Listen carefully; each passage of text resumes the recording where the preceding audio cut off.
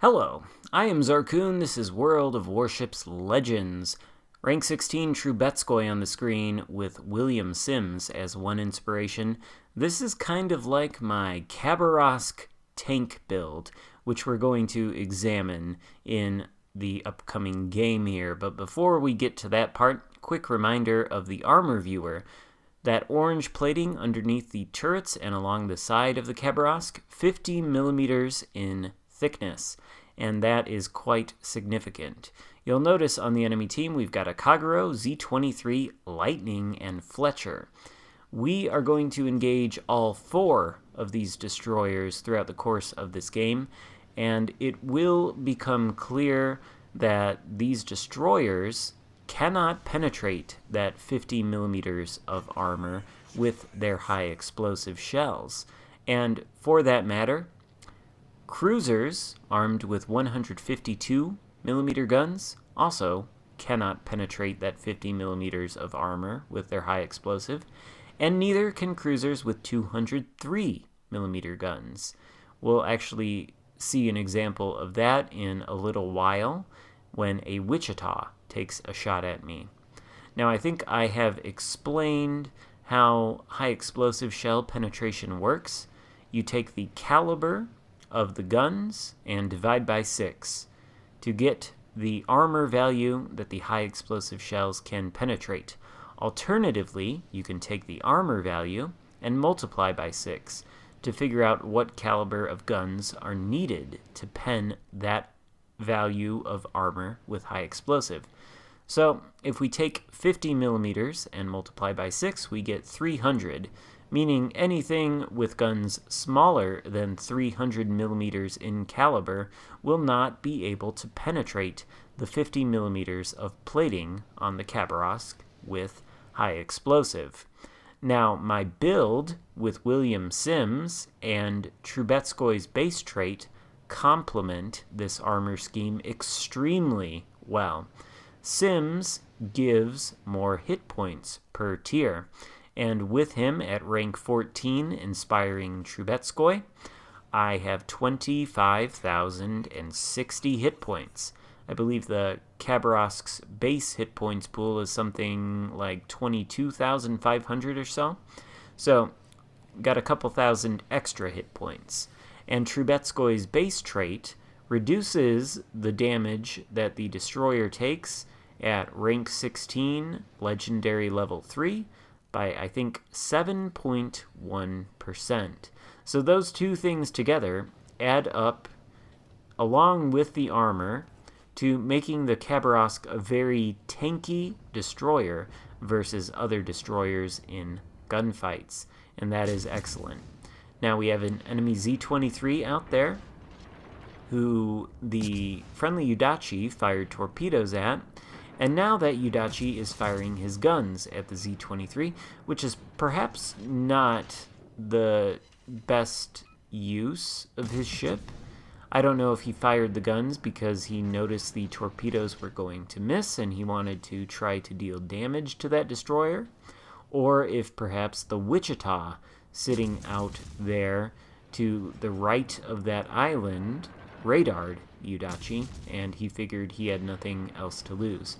Of course, the Yudachi laid a smokescreen, which caused me to lose sight of the Z-23, but the Khabarovsk is not permitted to stop firing its guns, so I've turned my attention to the enemy Odin over there. Another good thing about this Trubetskoy build is that the skill that I had selected in the third row of skills, the one that kind of looks like a lighter with a flame coming out of the top, when that is fully maxed, which it is, the Khabarovsk enjoys a 16% chance to start fire, which is outrageously high and can yield a lot of fires from a single game, especially if you spend a good amount of time shooting the high explosive at battleships. Now, we only have one fire in this game, but lighting fires is really not what this game is about. The downside of that skill, though, of course, is that it reduces the high explosive alpha strike by quite a bit. And I found that on the lower tier Russian destroyers, not necessarily the Tashkent, but certainly on the Minsk and below, I don't really think that skill is useful. I think it hurts you more than it helps you, and besides, if you are using Trubetskoy on the tech tree Russian destroyers that are not the Tashkent, you almost certainly want to use Twist and Track, not only for the radio location finder thing, but also because it speeds up their abysmal turret traverse. Khabarovsk obviously doesn't have that problem. Looks like we're going to take out the Z-23 quite easily after he dispatches our Udachi. He didn't get to really fire at us, but take a look at this Wichita salvo. You see there that one of his shells does hit us. You saw the red indicator showing that it did, and it must have hit that 50mm armor plating because we took exactly 0 damage. Now we've got a Kagero up here shooting his guns at us. You can see that some of his shells are doing damage when they don't hit the parts of our ship that have 50mm plating, and others are shattering. Either way, though, our shells are not shattering on him, and we are easily able to remove most of his hit points before one of our teammates takes him out. And in the grand course of things, I think we end up losing about 8,000 hit points. We basically trade those for our part in removing the Kagero. Now, the situation isn't too great for my team at this point. Draw your attention to the map and the points lead. They control 1 cap, we control 1 cap, but they are ahead on ships and they are ahead on points. In fact, they are almost 200 points ahead. So we are going to have to work in order to win this game. Lightning recently spotted near this island. Looks like he is heading into the Bravo cap, which his team controls. I am also going to enter the cap, and we will see whether he's still there. I'm kind of expecting him to come around this side of the island and engage me in a gunfight. But it doesn't look like he is inclined to do that. Perhaps he is afraid of me after seeing me so easily dispatch the Kagero. Either way, I'm going to enter this cap circle. It is contested, so the Lightning is definitely in here. And there is a Colorado out there, as well as another enemy ship. We are detected by the Lightning sonar, and I believe the sonar on that particular destroyer has a duration of something like 3 minutes. So obviously the Lightning is still behind that island over there. And really, no matter how we approach this, he is probably going to get the spotting advantage by the use of that sonar and detect us. But in order to win this game, we really are going to have to secure this cap. You can see the enemy has just flipped Charlie, and they now have a 2 cap advantage. So we can't let that stand for too long. Shooting some high explosive at that Colorado out there, trying to start some fires, succeeding at that, hopefully trying to burn him down. But our main focus right now is on this Lightning, who we need to take out so that we can take this cap from him. You can see he's lost a couple of hit points, maybe around 4,000 or 5,000 or so, can't quite tell, but he's almost at full health. And we may actually be about equal on hit points here. Nevertheless, there's nothing he can do to me if he chooses to fire high explosive, or at least there's no way he can kill me fast enough.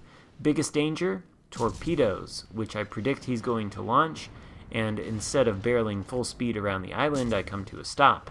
I easily dodge the torpedoes and lay into him with the guns. He's got more torpedoes, though. There they are, so let's kick on the brakes again, dodge those, and just like that, he's expended all of his torpedoes, and you can see just how quickly we are able to send him back to port. Now, in the course of that engagement, we did trade some hit points, but our armor did a good job in mitigating the damage that we took. And, of course, Trubetskoy's base trait plays into that as well. The lightning is dead, though, and we are unspotted. So we're going to be able to take this cap. Iowa is aiming his guns this way. We are not going to shoot at him. Less than 30 seconds left to go on this cap. Perhaps after we take it, we can try to light some fires on him, but a better target would probably be that low-health Colorado. Still have 14 seconds left to go on taking the cap circle, but we're going to open fire anyway. It's quite easy to dodge battleship salvos in the Khabarovsk at range. Colorado fires, we simply kick on the brakes, all of his shots miss, we take the cap circle, and we do have a fire burning on him. Ideally, we want to burn him down because now we do have the 2 cap advantage, but the enemy team is still ahead on points, despite the fact that we are even on ships. If we sink the Colorado, then we, of course, will be ahead on points, and our 2 cap circle advantage will mean that we will be able to build on those points, which is what we need to do in order to win. Colorado still firing at us, still missing, laying into his superstructure there with the high explosive. I think some of the shells are not hitting the superstructure, though. We are getting quite a few shatters, but the Colorado looks like he's about to go down to our fire until the Massachusetts comes in and secures the kill. Fletcher there, notice we've been located this entire time by that Fletcher, and he just now opens fire. Fletcher, definitely one of the scariest gunboats in the game if you are in a destroyer, capable of winning a lot of gunfights, but not with the Khabarovsk. Iowa, also coming around the corner, was trying to see if I could get some torpedoes on him, but doesn't look like I'm going to be able to, and I don't want to hang around and give him time to shoot me. Now you can see the Fletcher is laying into me with his high explosive. There go his torpedoes. We're able to dodge all of those.